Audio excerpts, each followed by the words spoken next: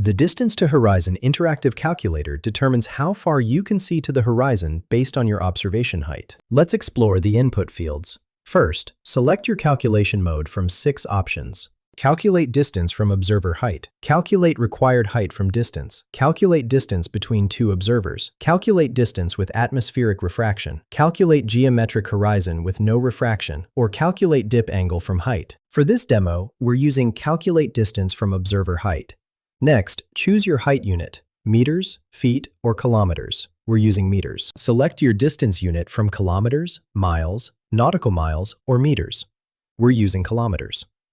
The radius unit can be kilometers, miles, or meters.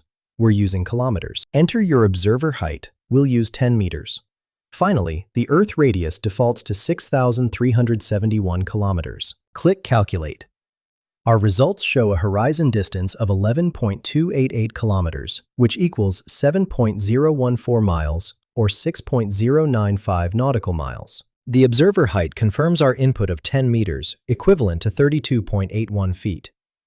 The dip angle is 0.1015 degrees, or 6.09 arc minutes. The angular distance also measures 0.1015 degrees. The calculator notes this is a geometric horizon calculated without atmospheric refraction. Find the link in the description below.